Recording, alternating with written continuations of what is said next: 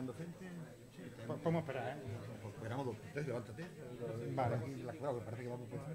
Nos levantamos y espérate. Sí, esperamos un poquito. poquito. Un poquito, espérate, la voy.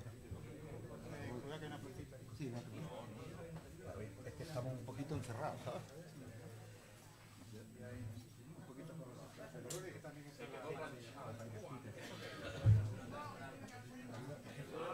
aquí hay encerrado. todo que no tienen la blanca. He pensado que iba a estar así. Aquí vamos a estar muy pegados a la pared. No, a mí me da igual, ¿eh? ¿Sabes qué pasa? Que yo lo dejo puesto, tengo después y se me Estamos muy pegados a la pared. Yo me gusta nunca que estamos pegados a la pared. Sí. Pensaba que va a ir con gente y algunos amigos de ellos. Y nos falta gente muy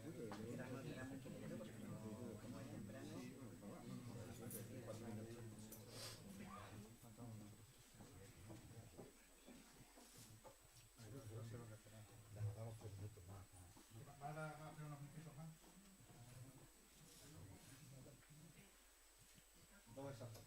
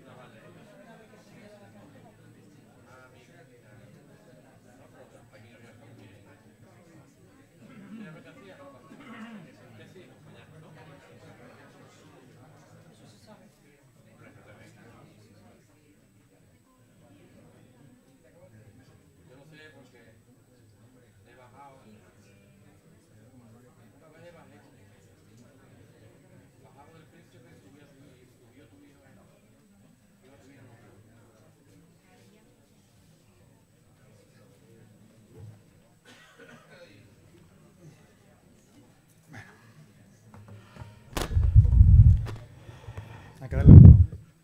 Al botón no hace falta darle. Creo que ya está. Sí.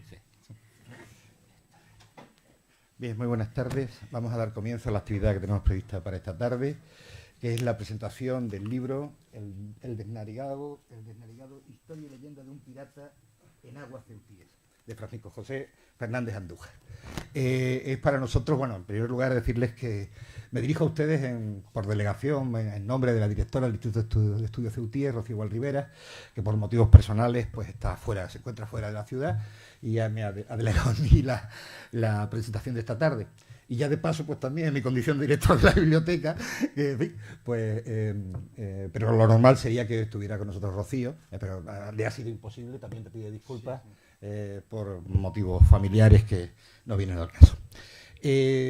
Para nosotros es una satisfacción el haber participado, me refiero al Instituto de Estudios Ceutíes, el haber participado en esta coedición, en este libro del Desnarigado. Primero, porque es un tema evidentemente ceutí, es uno de los mitos y leyendas ceutíes de hace mucho tiempo, y por fin alguien le ha metido mano, además le ha metido mano científica a este mito del pirata del Desnarigado, y creo que ha quedado un libro bastante interesante, por lo menos yo lo he leído, me ha parecido muy interesante y muy bien trabajado. Tenemos sin duda en Francisco José un historiador, un investigador sesudo, que va a tener yo creo que una muy buena carrera como historiador, que está terminando su tesis doctoral, que no tiene nada que ver además con el tema que nos atañe hoy, que es sobre el anarquismo en Granada, si no recuerdo mal. Además, tengo la satisfacción también porque creo que es una de las pocas personas que me ha leído de verdad. Por el tema, no por ninguna otra cosa. Como saben, mi tesina con el movimiento obrero granadino en la Segunda República, y él mismo hoy me lo ha recordado. Además, tenemos algunos personajes comunes. Hemos estado charlando de Francisco Maroto, que es un personaje que él ha biografiado, un importante anarquista granadino, y de otras cosas, y sin duda, para mí ha sido una sorpresa agradable. No conocía a Francisco José y sí estoy seguro que estamos, como digo, ante un investigador ya con algunos trabajos, como el libro del periódico anarquista linense El Anticristo, publicados, y bastantes artículos en diversas publicaciones, muy centrados también, como digo, en el mundo del anarquismo granadino, pero también en algunos otros temas. También recuerdo alguna semblanza que ha hecho del que fue gran maestro de todos, José Luis García Rúa. Como saben, también no solo catedrático de filosofía, tuve la suerte de que fuera profesor mío, sino además uno de los grandes dirigentes de la CNT en Andalucía, que quedaron vivos, murió muy recientemente, ¿no? En 2017, en enero de 2017. Bueno, pues en definitiva nosotros estamos encantados de tenerte aquí. Esperamos pronto tenerte con nuevas aportaciones en otros campos, no ya en el campo del... Y además también tenemos otra satisfacción, que él me ha contado esta mañana y yo no lo sabía con exactitud, porque nunca nos cruzamos o nunca coincidió que vinieras a preguntar o a hacer alguna indagación para la investigación, que una parte de esta investigación se ha hecho en esta casa, con fondos y fuentes de esta casa, y creo que además la hiciste a satisfacción y a plena satisfacción, que eso, bueno, pues siempre es un detalle, y para nosotros es importante, ¿no? que los fondos que aquí custodiamos que sirvan para construir la historia, sirvan para la investigación, sirvan para ir construyendo nuevos libros, en definitiva. Pues, en ese sentido, pues todavía nos sentimos más gratificados y más orgullosos en ese sentido, y nada, pues dejarte con la presentación del libro, que es todo tuya, y estamos encantados de tenerte aquí. Bueno, muchísimas gracias, José Antonio. Y también muchísimas gracias a todos vosotros por acudir a este acto. Yo también quisiera agradecer pues, a la Biblioteca Municipal por prestarnos el sitio y también por los fondos documentales y bibliográficos que contiene, que son bastante ricos. Creo que también es un sitio idóneo para la investigación, para la lectura y para las actividades culturales. Y realmente no solamente una parte, sino que yo creo que principalmente la investigación del denarigado que he realizado se debe a los fondos que se conservan aquí en la biblioteca pública. Ya veréis que los cronistas portugueses, la mayor parte de ellos, el más importante de la investigación es Zurara, y aquí se conserva sus manuscritos, ¿vale? Y este hombre es quizá la fuente original de lo que es el denarigado, de lo que hoy en día conocemos, por lo menos, porque digamos que el estudio sobre este corsario, este pirata, no está terminado. Yo he publicado este trabajo, ya existía algunas menciones anteriormente, pero aún no creo yo que exista el estudio definitivo porque han quedado algunos cabos sueltos, ¿no? Pero bueno, la investigación así es lo que la hace interesante y muy rica, que nunca acaba realmente y siempre se está enriqueciendo, ¿no? También quisiera agradecer al Instituto de Estudios Ceutí por ayudar en la edición del libro, por ser una temática ceutí, que yo creo que es bastante interesante y bastante original. Efectivamente, la historia pues política y militar de Ceuta es necesaria porque ha marcado lo que es esta ciudad en el último siglo, pero también una historia que muestre otro aspecto de la realidad ceutí también son importantes, ¿no? Entonces yo tenía también ese interés en publicar este tipo de temas, porque creo que Ceuta tiene mucho que decir al mundo, ¿no? Y mostrar lo que es la realidad del Estrecho y del norte del África. También agradecer al Archivo de la Frontera, sobre todo a quien más trabaja, aunque no el único que está allí, Emilio Sola, que ha trabajado sobre la piratería mediterránea y la figura de Cervantes, de ese Cervantes que estuvo preso en el norte de África, en la parte de Argelia, y que, bueno, también sus diferentes obras, sus historias tan peculiarmente escritas y todo lo que cuenta sobre ese maravilloso mundo que relata, que aunque duro, está lleno de sorpresas, pues muestra como los libros de Ferdinand Braudel, ¿no? Un medievo y una edad moderna inicial muy enriquecedor, muy interesante y duro, pero bello también, ¿no? En cuanto ya lo que es el estudio que se presenta aquí, lo que es el libro del denarigado, también hay una historia de la historia detrás de esta figura. El denarigado, como yo me enteré de quién era, bueno, yo he nacido aquí en esta ciudad, también me he criado aquí, sigo visitando Ceuta continuamente, aunque estoy recién de estudio en Granada, vengo aquí todos los años y paso varios meses en esta ciudad. Y bueno, yo cuando ya era jovencito me había criado, sobre todo en la parte de la zona esta del recinto sur y alrededores, y lo que era la playa del denarigado, más o menos conocía lo que era, ¿no? Ya, pues, cuando en un momento dado descubrí de que el nombre se debía a un corsario o un pirata, del que no se sabía gran cosa, pero que estaba allí, ¿no? Y daba nombre a la playa, que todos sabréis que también recibe el nombre de la playa de la Pota, de la potabilizadora, ¿no? Y bueno, ya di con un libro, con el tiempo, está aquí, es un libro para mí fundamental, que es el de Julio Contreras, El denarigado, que se publicó cuando se inauguró el Museo Militar en lo que era el Castillo del Denarigado, que era una antigua batería.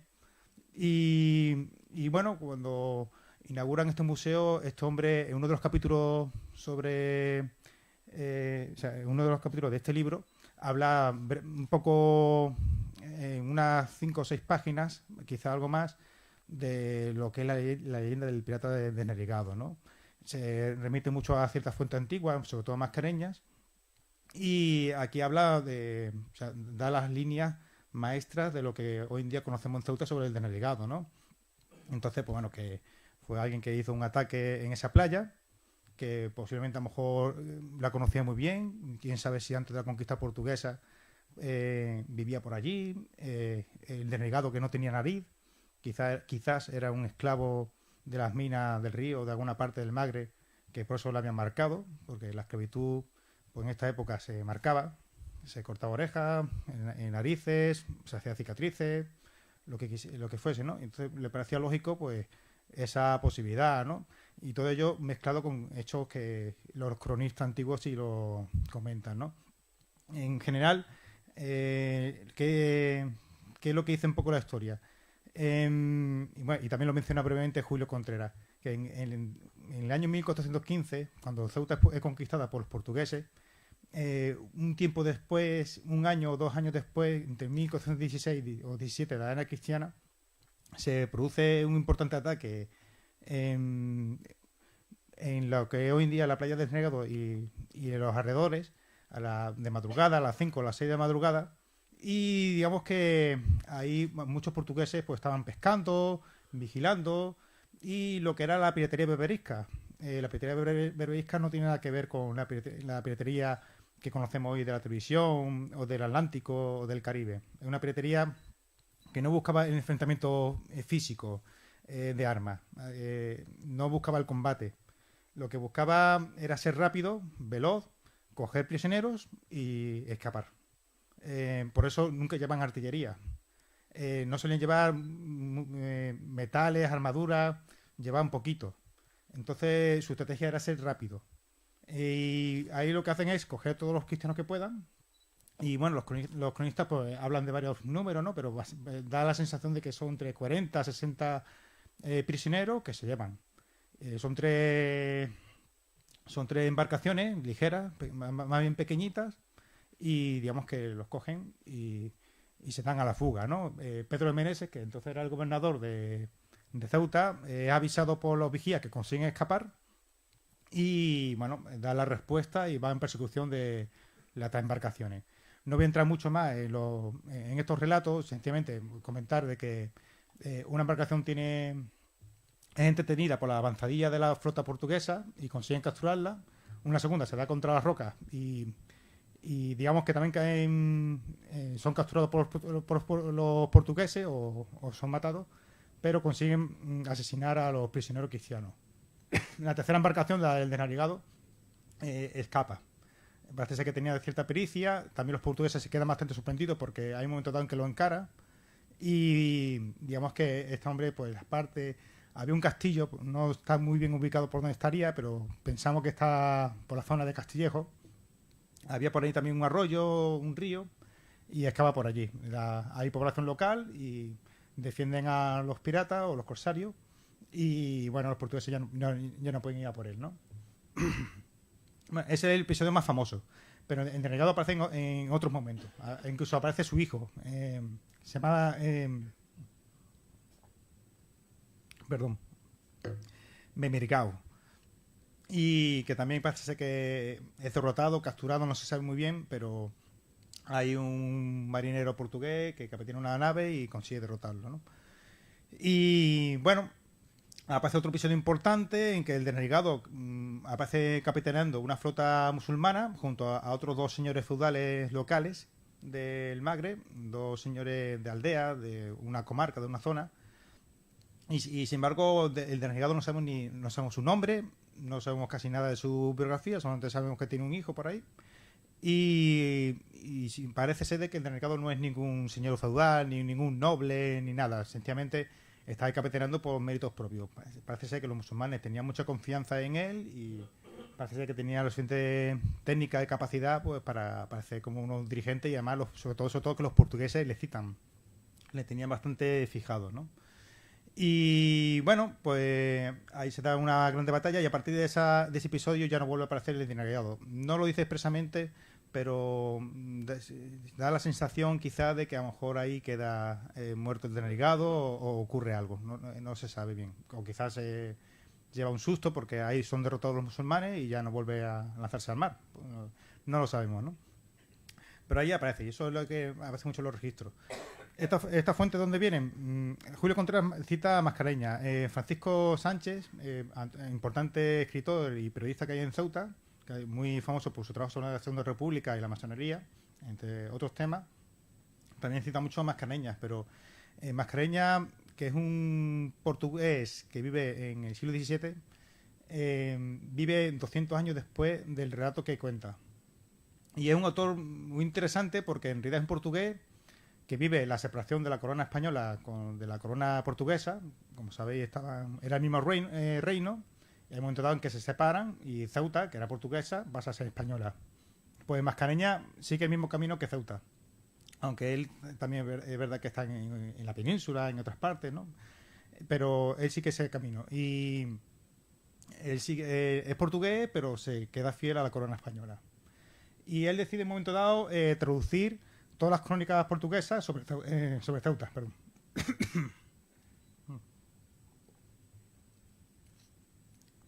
Como digo, decía traducir casi todas las crónicas portuguesas que existen sobre Ceuta al castellano.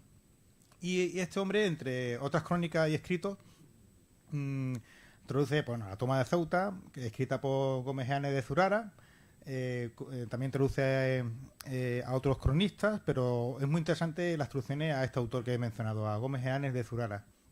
Es aquí donde aparece el desnarigado. No tanto en la toma de Ceuta, sino en una biografía que escribe sobre Pedro de Meneses. Y en esta biografía aparecen varios episodios y es muy posible que este cronista, Gómez Eanes de Zurara, no viviera ese episodio de primera mano, porque él nació 10 años, 7 años después del relato que se cuenta. No se sabe bien su fecha de nacimiento, pero tiene que ser alrededor de 1420, 1423, no hay una fecha exacta. El caso está que es muy difícil que él viviese en Ceuta, porque nació en otra ciudad, eso se sabe. Y aparte de que Ceuta en ese momento, recién conquistada por los portugueses, está en un momento militarizado, no hay realmente mucha población civil, casi todos gente que vienen de cruzadas de Portugal. Y lo que sí es muy probable es que este hombre, cuando creciera y formara parte de la corte real y luego más tarde del archivo, sí conociera a los nobles portugueses que participaron en la lucha de Portugal y le contaran personalmente el episodio este del navegado, ¿no? Como un episodio interesante, curioso, y él lo recogiera en sus escritos. También es posible de que hubiera algo en los archivos de Portugal, pero este hombre en su labor como archivero decidió hacer un expurgo bastante importante y lo eliminó todo porque ya estaba recogido en sus crónicas, ¿vale? Y si hubo algo de documentación ya se encargó este hombre de que no hubiera. Hay que acudir a sus crónicas, ¿no? Y la fuente principal de los relatos del navegado viene de este hombre, de Gómez Eanes de Zurara.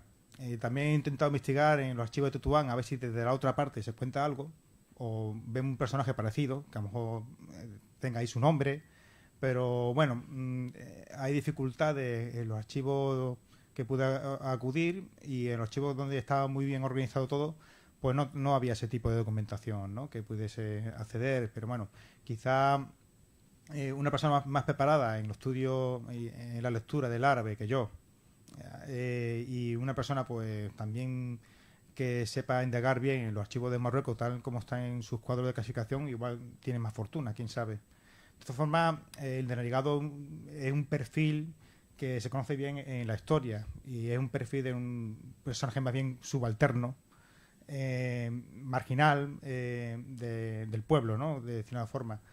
Y tampoco hay que darle muchos tintes románticos, ¿no?, porque al final es una persona que está capturando cristianos o lo que pille por allí para luego venderlos o bien como esclavos o bien al rescate de cristianos, ¿no?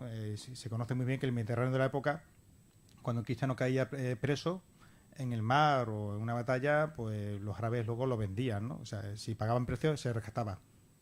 Conocemos muchos ejemplos, ¿no?, pero entre ellos el de Cervantes, aunque Cervantes vivió un siglo después de estos hechos, ¿no? Y bueno, digamos que con el relato del denarigado pues se dedicaba a esa actividad, pero sí era también un hombre hecho por sí mismo y más bien marginal, ¿no?, de que la historia no habla mucho de ese perfil. Yo, por ejemplo, en la elaboración de este libro me he apoyado mucho en ciertos trabajos, aparte de los del libro de Miro Solas, para conocer cómo es la pretría de la época. Pues también me he interesado mucho a lo que es la técnica esta de Carlo Ginzburg, sobre lo que es la microhistoria, ¿no?, de cómo una pequeña historia, un episodio pequeñito, puede dar muchas explicaciones sobre un contexto aún mayor, ¿no? Y la microhistoria que tiene el don de ser algo preciso, que la historia general, pues he intentado reproducir la técnica que siguió Ginsburg en su historia sobre Menocchio, ¿no? Menocchio era un molinero del siglo XVI en Friuli, que bueno, tenía teorías muy extrañas porque él era un trabajador, un molinero, y las teorías de la Iglesia no las entendía muy bien y daba sus propias teorías, ¿no? Entonces era alguien del campo y para él el cosmos pues era un queso y los ángeles eran gusanos, Dios era un gusano grande de eso, ¿no? Y bueno, le capturó la Inquisición porque claro, dice cosas muy extrañas, ¿no? Y bueno, pues un historiador recogió esos archivos, ¿no? Y le pareció muy curioso y lo tradujo en un libro, y ese libro explica muchas cosas, ¿no? Qué sabían los campesinos y las personas del mundo rural, y que esta historia tan pequeñita da muchas explicaciones, ¿no?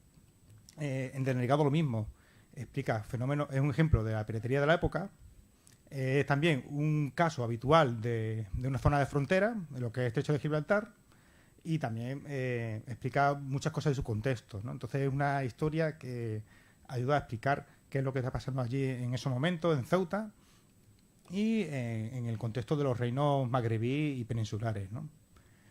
Y bueno, pues el libro pues está dividido en varias partes. Tiene una primera parte que se refiere a lo que sabemos del Denegado, ¿no? Todas estas cosas que hemos contado de Mascareñas, Julio Contreras, también los cuentecillos, ¿no?, que hay en Ceuta, porque la historia al final tiene una utilidad social, una serie de motivos, ¿no?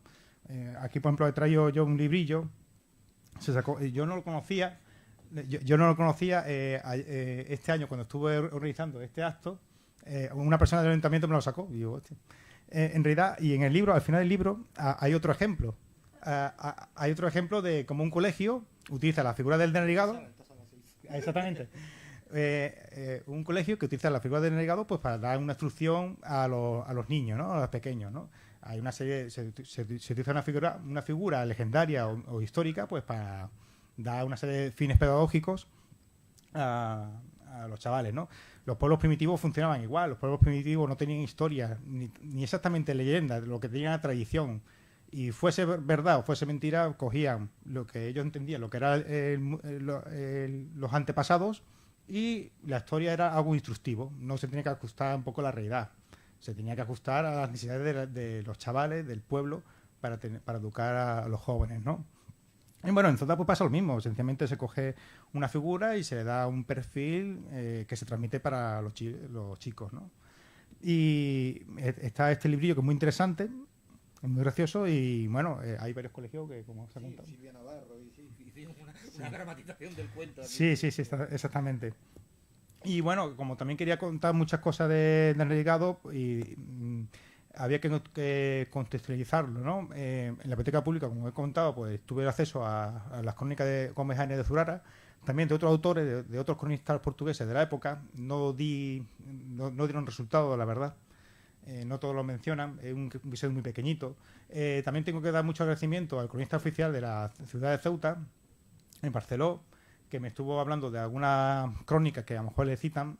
Yo la verdad es que no tuve suerte, no di con ella, pero él sí dice que recuerda que aparecen algunos cronistas españoles de la época en que citan al Denegado atacando por la península ibérica, por las costas de la península ibérica, quizás Málaga o esta zona.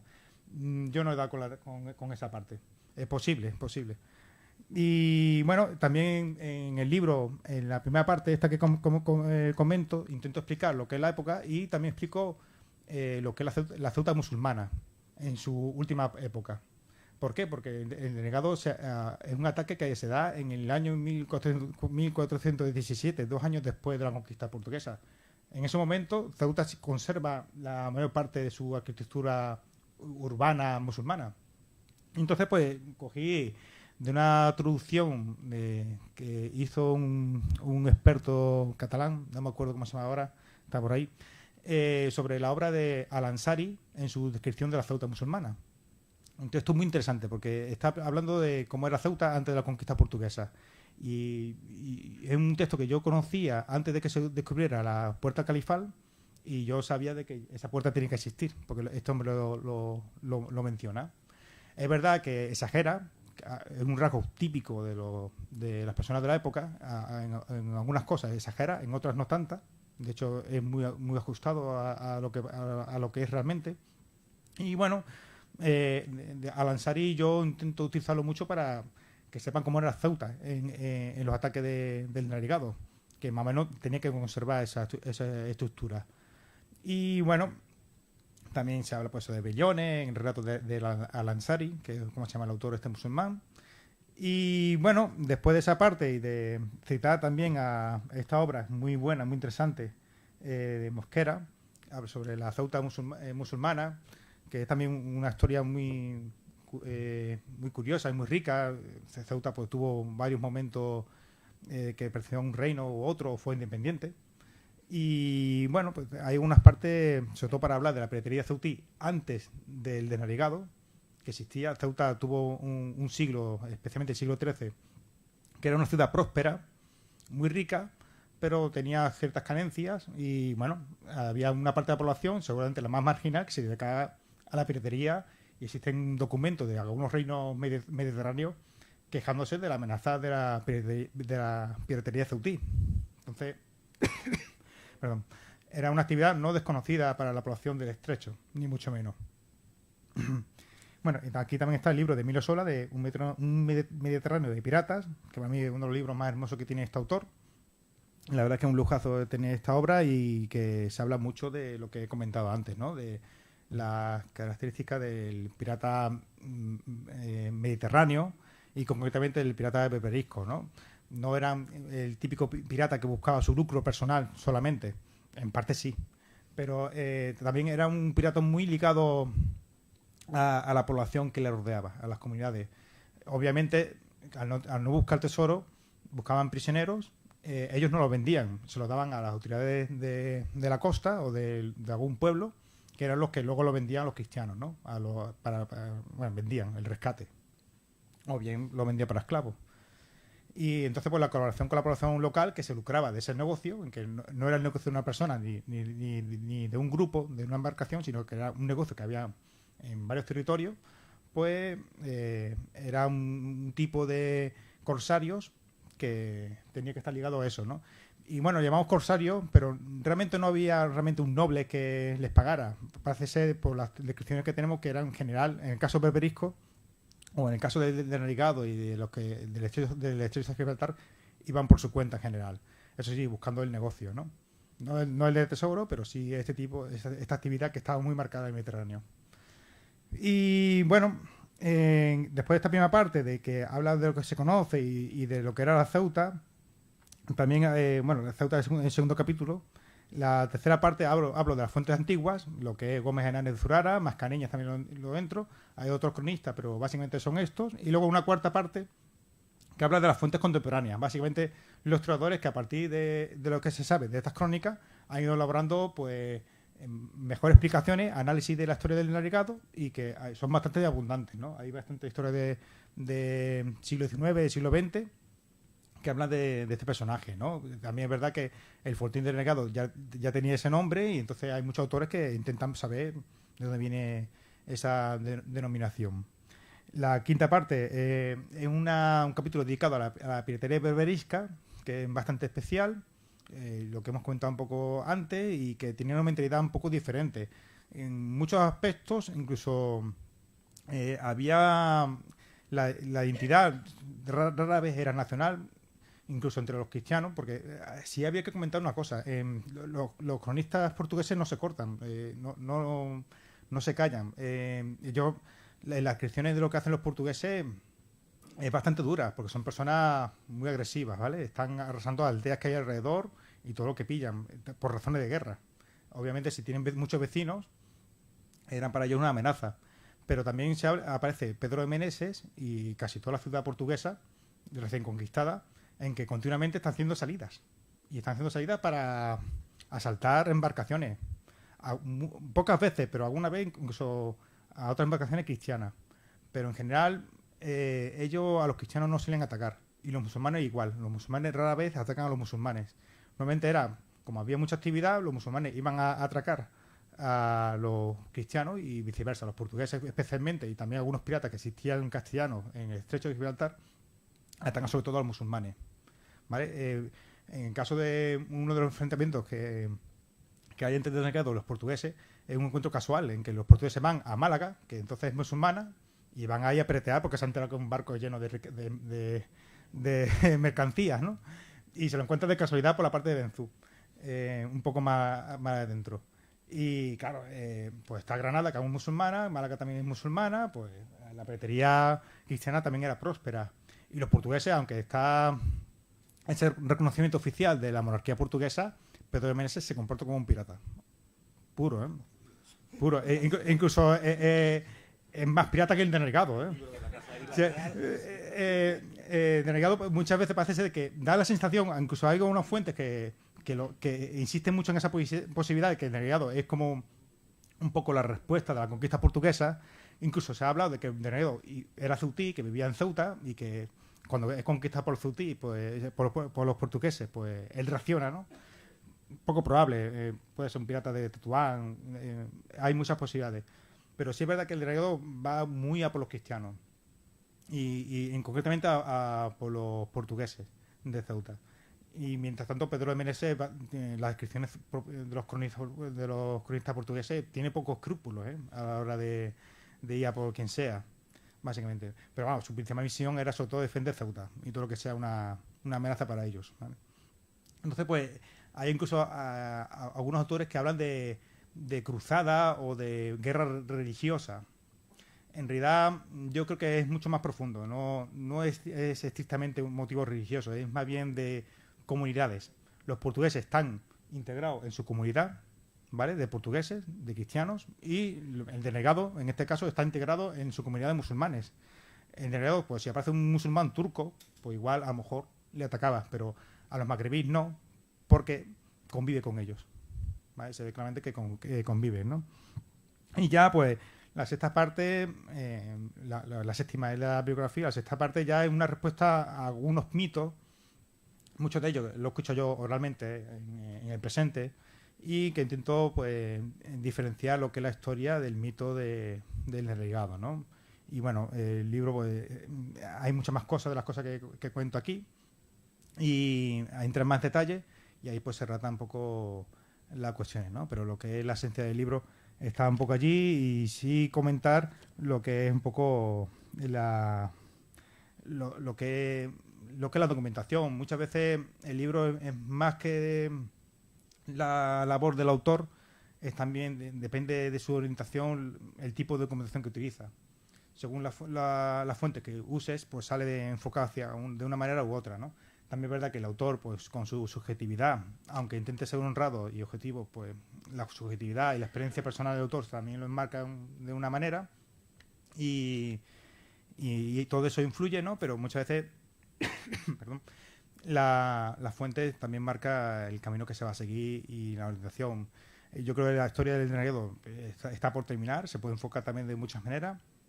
Ya os digo que, por ejemplo, algunos extremos, como por ejemplo el aspecto ese que fuese un antiguo esclavo salido de las minas del Rif, yo no lo he podido confirmar.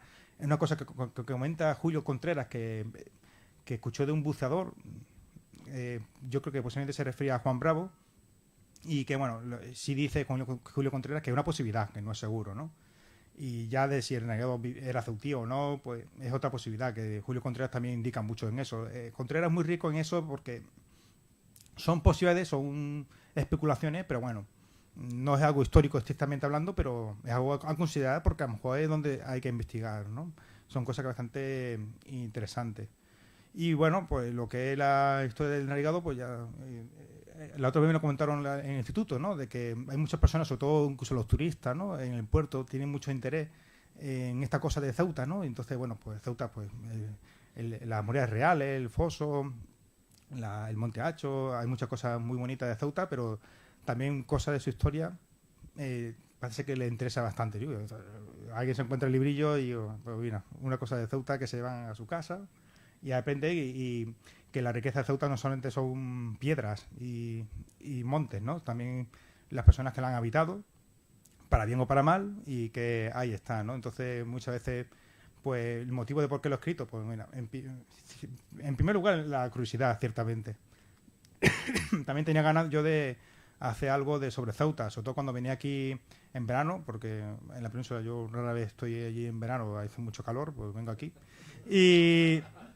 Y yo, para estar inactivo, es complicado. Entonces, pues, me pareció... Venía mucho a la biblioteca municipal y ya en un momento dado me dio por investigar en serio lo que es la figura que, en realidad, ya tenía desde muy joven prometido investigar sobre esta persona, ¿no? Siempre me llamó mucho la atención la curiosidad, pero también las ganas de hacer algo para Ceuta, ¿no?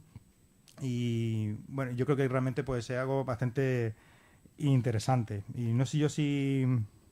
me dejo alguna cuestión más.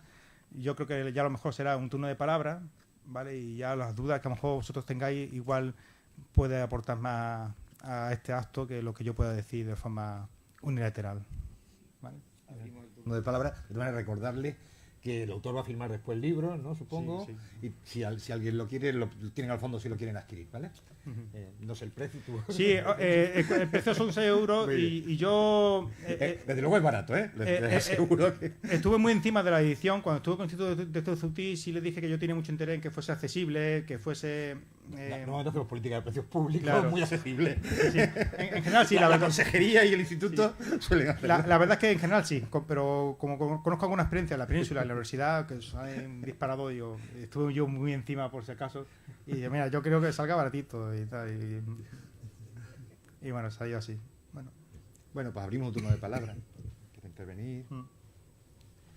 Yo, vamos, mientras animan, hay una cosa, es una pena, porque precisamente hablaba con Enrique al entrar, porque sabes que hace un par de años celebramos, bueno, efectivamente, bueno, hace un par de años, ya hace un poquito más, ¿no? En 2015, ya hace tres, va pasando el tiempo, un congreso internacional sobre los orígenes de la expansión portuguesa, la etapa de la conquista de Ceuta, y sus actas, que hubieran sido muy interesantes para ese trabajo, porque hay una buena aportación sobre el corsarismo portugués, sobre las aguas del estrecho en aquel momento.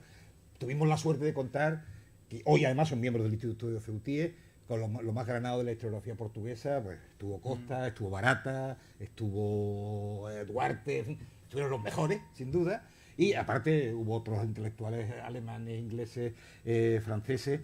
Lo que pasa es que el libro ha sido tan grande, con tanta... Todavía estamos, ahora mismo está en imprenta. Justamente me ha dicho Enrique que ya está en imprenta por fin, porque le he preguntado. Y ahí hay unas aportaciones importantes que sin duda hubieran sido muy interesantes para tu libro, ¿no? Y ya de paso, hablando de Portugal y el instituto, ¿no? Decirles que primero tenemos la suerte, a quien le interese el tema de los portugueses en el norte de África, de tener la biblioteca quizás más completa del país. Porque ni siquiera la Biblioteca Nacional reúne, sobre todo los fondos portugueses que nosotros tenemos, sí, los castellanos todos, pero los portugueses no todos, con lo cual quien quiera investigar tiene a su disposición un fondo importante, sin duda. Y no solo eso, sino tenemos también la suerte que los tiempos modernos nos permiten, la Biblioteca Nacional de Portugal, la de Lisboa, como tienen dos en Portugal, sí. Como en Italia tienen dos bibliotecas nacionales, ha hecho un magnífico trabajo de digitalización y prácticamente todas las crónicas, es verdad que la fundamental, la de Zurara, las demás aportan poco sobre Ceuta, pues todas las crónicas están perfectamente digitalizadas y a su servicio. Lo pueden ver aquí en papel, hay algunas también las tenemos digitalizadas en nuestro repositorio, pero la inmensa mayoría de ellas están todas en la Biblioteca Nacional de Lisboa y pueden seguirlas perfectamente. Es decir, uno de los fuertes distintos ha sido la relación con Portugal. Yo creo que si haya alguna relación estrecha cultural entre los dos países, desde luego la que el Instituto de Estudios Ceutíes ha trenzado con los intelectuales portugueses. Digo, tenemos la suerte de contar casi 15 de los más ganados historiadores de la época en Ceuta, y además tenemos otra suerte, estamos en la Ceuta de 1415, si salimos ahí fuera lo que nos encontramos es precisamente esa Ceuta, ¿no? Bueno, anímense a hacer preguntas. Has dicho que no está terminado, que se puede enfocar de distintas formas, ¿no? De otras maneras, pero por tu parte está terminado, o sea, no seguirías. Hombre, mira, lo que queda allí es lo que queda de la publicación que yo sepa y lo que poquito que queda en el puerto, en Totem y tal. Entonces es posible que a lo mejor la tirada se agote dentro de unos meses, y si hay una nueva tirada hay que hacer una nueva reimpresión. Si yo me encuentro con algo novedoso lo tengo que incluir.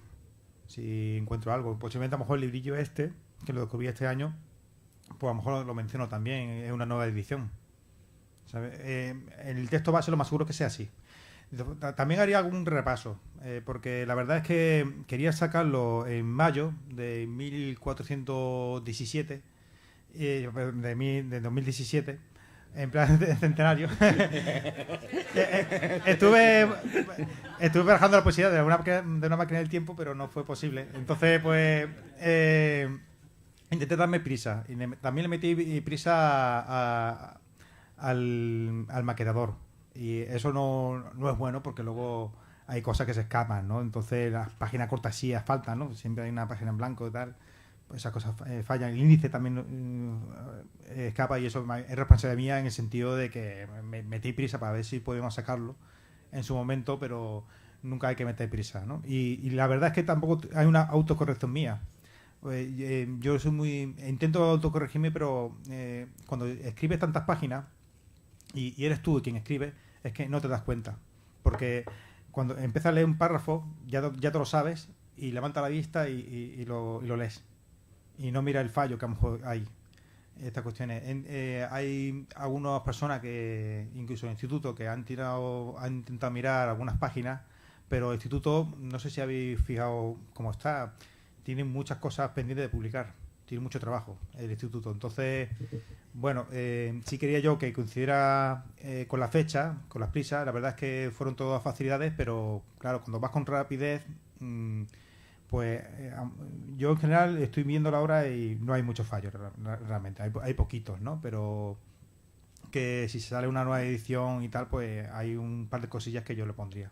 Pero tampoco hay nada de ti. ¿De mí? No dices nada de ti aquí. Bueno, en el crecimiento sí digo cosillas de las personas que me envuelven y tal. De forma, lo que se busca es todo el tema, ¿no? Yo, que voy a contar de mí. Tampoco voy a contar mucho, ni siquiera soy famoso, ni tampoco tengo mucho interés en serlo, ¿no? Y nada, tengo otros trabajos, pero son de otros temas.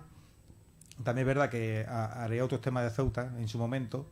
Ahora estoy intentando terminar la tesis doctoral y ya después veré lo que hago, ¿no? Pero seguramente habrán más cosas de Ceuta. Pero vamos, sobre este tema en concreto tampoco yo tenía mucho más publicado. En un periódico sí había publicado un trabajillo sobre la peritrería en Ceuta y tal, pero bueno. Sí, a lo mejor puedo recomendar al Instituto de Ceutí de que hay un libro que habla sobre la peritrería de Ceutí, que es de Sí, lo he visto. un autor francés, No lo conocía, ¿verdad? Cheraf. He visto la nota bibliográfica. Sí, pues ese libro... Lo buscaré. Ese libro está en francés. Ajá. Y ese libro sería muy bueno. A mí me ha sorprendido y no lo conocía, la verdad. Ese libro sería muy bueno publicarlo aquí en Ceuta, en el instituto. Pero tienen tantas cosas pendientes por publicar el instituto que mejor no meterle presión. No te preocupes, que será el esfuerzo. Sí. Ya buscamos la manera. Sí, mira, Mohamed Cherif, Ceuta Sí. en la época almohade y Meriní.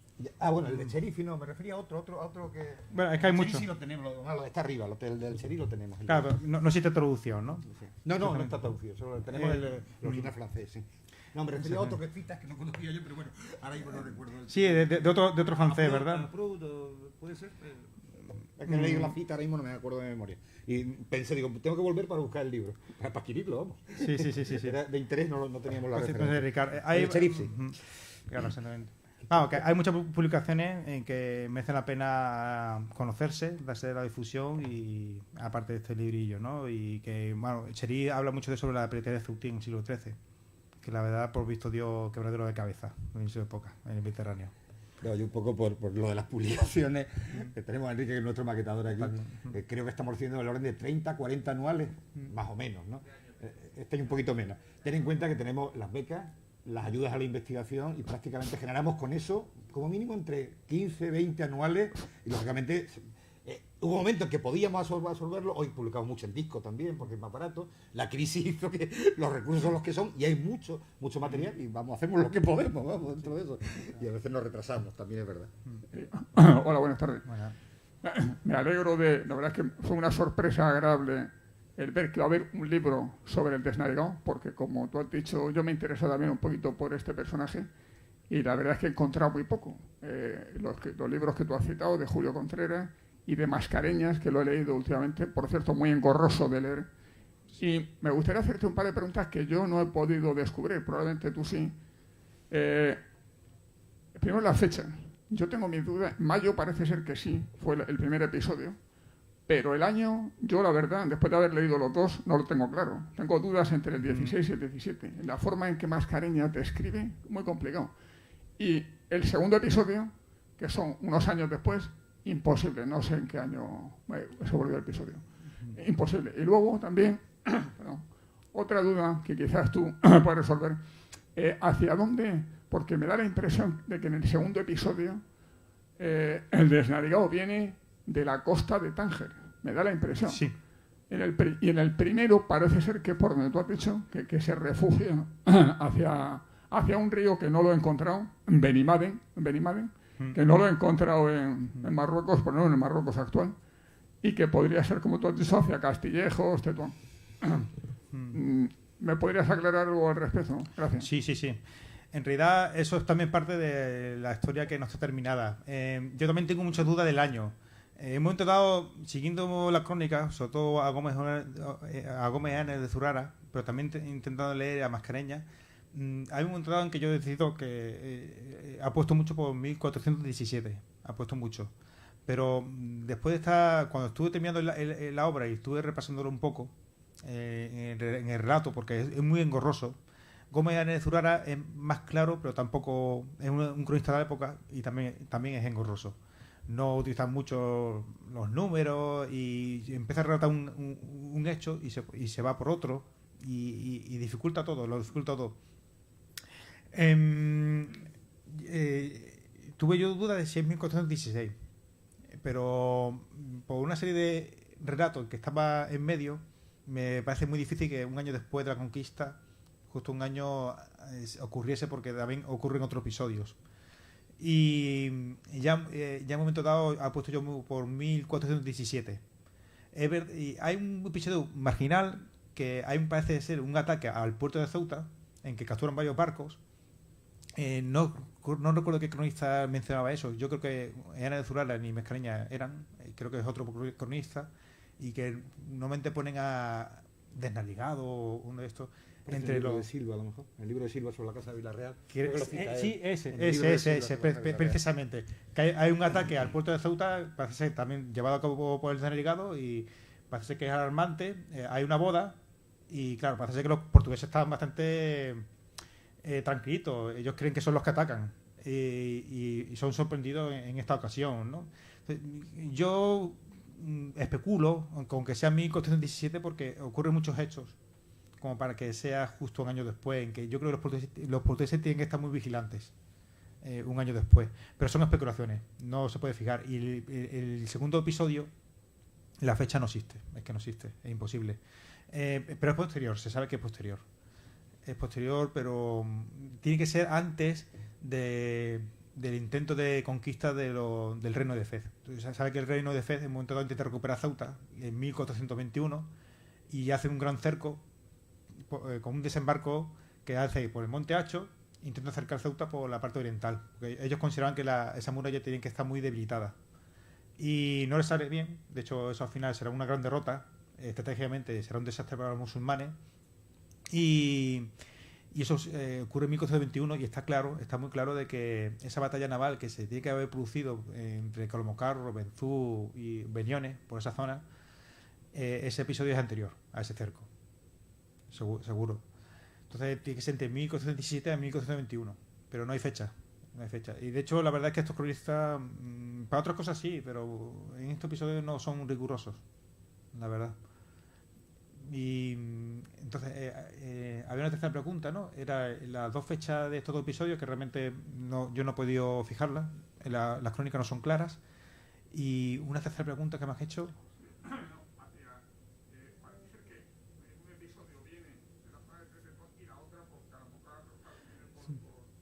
Ah, sí, la situación. Sí.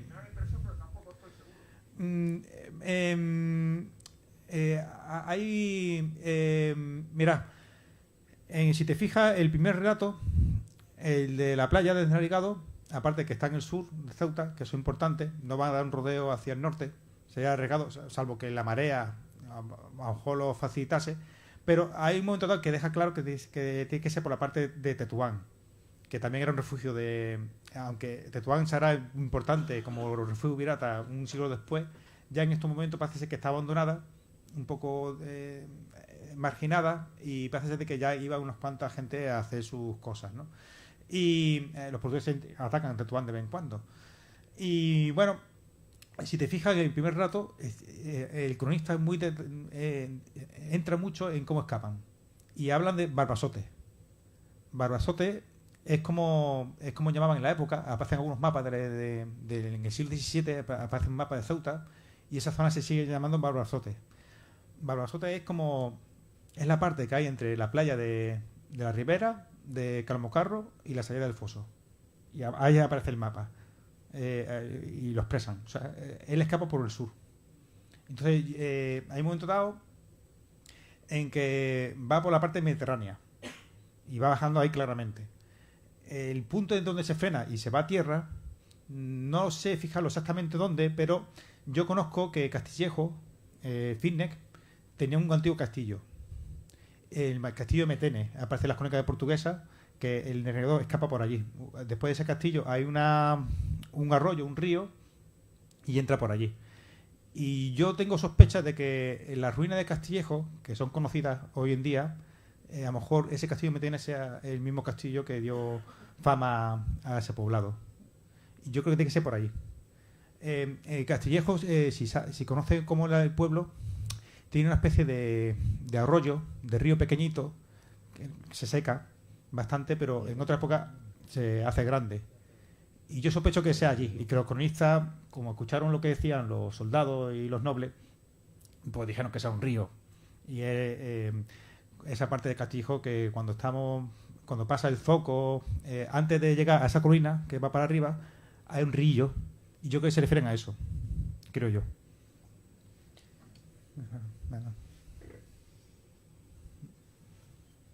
¿Más preguntas?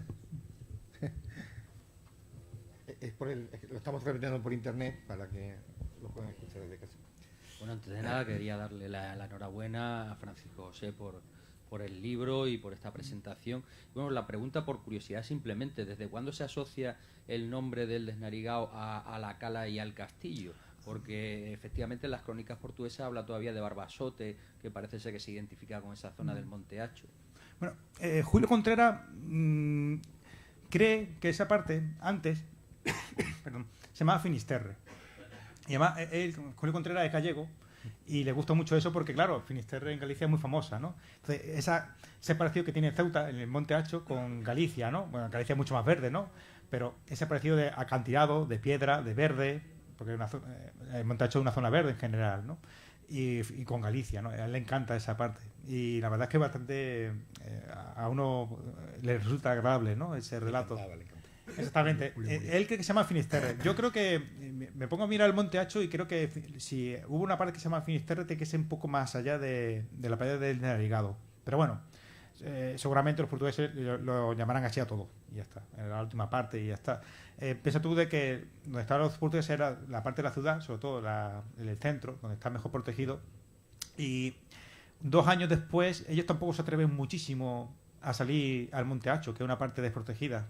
Pues había unas murallas, pero estaban en lo que es hoy en día el final del recinto. El Sarchal, por ejemplo, no lo abarcaba. Y ahí estaba la frontera oriental, ¿no? Que ellos tenían, que era de la época musulmana.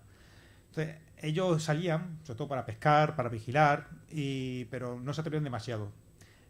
Como sabéis, hoy en día se conserva muy levemente lo que es el Camino de Ronda, ¿vale? El Camino de Ronda era un camino de los guardias portugueses. Hacía una ronda desde la parte en que empezaba la muralla hasta el final. Que el Camino de Ronda termina pues muy cerca de lo que la playa del Desnarigado. Hay una altura, ahí lo ve todos y vuelves, ¿vale? Yo creo que el nombre se dio cuando se dio el ataque. Se dio el ataque y ahí es donde atacó los Desnarigados. Tener cuidado, porque nos confiamos mucho. Pasó en 2 años, pensaba que aquí no pasaba nada y pasó. Y se llevaron 60 de los nuestros, unos cuantos fueron degollados, otros fueron vendidos y unos cuantos se salvaron. ¿Vale? Entonces, yo creo que Ceuta, que carecía de población local, y esto para hacer una historia oral, porque esto es el típico episodio de historia oral. A mí siempre me llamó mucha atención como una ciudad sin población local podía conservar la memoria durante siglos de ese episodio. Y yo creo que en parte, bueno, puede ser que alguien leyese las crónicas, pero es también muy posible que la población militar que hacen guardias en el Camino de Ronda tuviese muy marcado esa parte donde se dio uno de los ataques que más temieron los portugueses en la época, se les quedó en el recuerdo y que se transmitiese sobre todo por la parte del camino de ronda. Es una posibilidad. Y para ello era la playa de Narigado. Y cuando montan ahí un fuerte, una guardia, lo llaman de Narigado.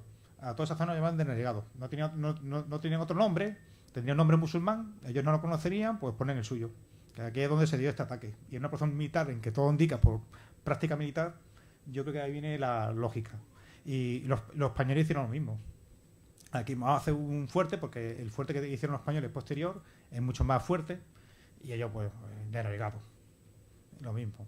Y bueno, pues sorprende bastante de cómo se ha mantenido. Realmente es un nombre bastante razonable, en mi opinión, ¿no? Luego ya pues vino la potabilizadora, que prometía mucho, la gente estaba necesitado, y ahora la pota. Y hoy en día es un poco más popular. Yo creo que hoy en día es más popular el de la pota, en este momento. Yo creo que viene por los soldados de la guardia, la permanencia del nombre durante siglos. Se iba revelando, la conquista fue continuada, ya se hizo ciudad, fue una guardia permanente y ahí está, ahí se quedó. Y el camino de ronda hoy en día es conocido, cualquiera lo puede visitar. Bueno, pues si no hay más preguntas, pues pasamos a la firma. Venga, muchísimas gracias a todos. Gracias a todos.